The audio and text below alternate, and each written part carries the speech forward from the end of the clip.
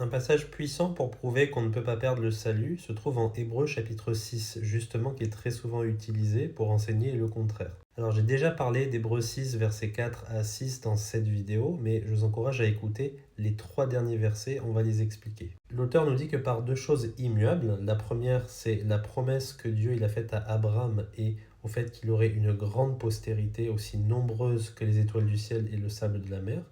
Et la deuxième chose immuable c'est quoi? Bien qu'il a juré par son nom que cela arrivait.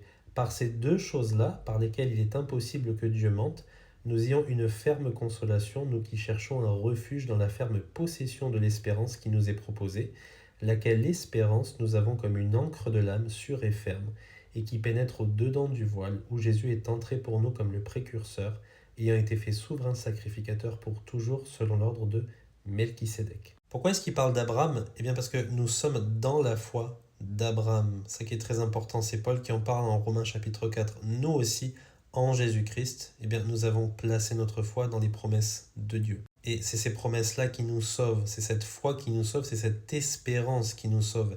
Et cette espérance, c'est le fait d'avoir couru vers le refuge qui est Jésus-Christ. Et ça aussi, c'est une belle analogie, puisqu'il rappelle ici les villes de refuge dans l'Ancien Testament.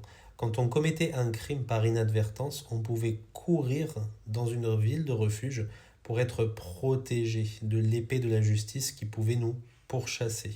Et c'est ça qui est incroyable parce que nous aussi, à cause de notre péché, eh bien, nous avons la justice de Dieu qui n'attend que de tomber sur nous pour nous condamner.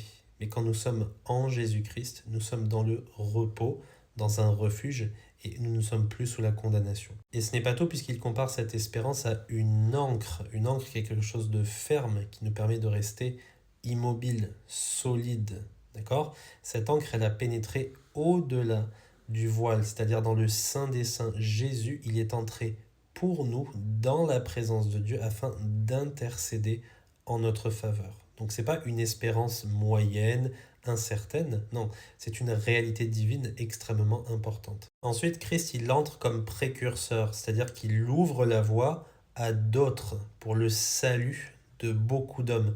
Et s'il est entré et que notre encre, elle est passée avec lui au-delà du voile, eh bien nous allons forcément suivre Jésus-Christ. Nous allons forcément avoir pour but d'aller dans ce lieu céleste parfait qui est pour nous la vie éternelle en présence de Dieu. C'est une certitude, puisque en plus de ça, comme si ce n'était pas suffisant, il intercède pour nous selon l'ordre de Melchisédek, c'est-à-dire que c'est un sacerdoce qui ne peut jamais se transmettre, d'accord?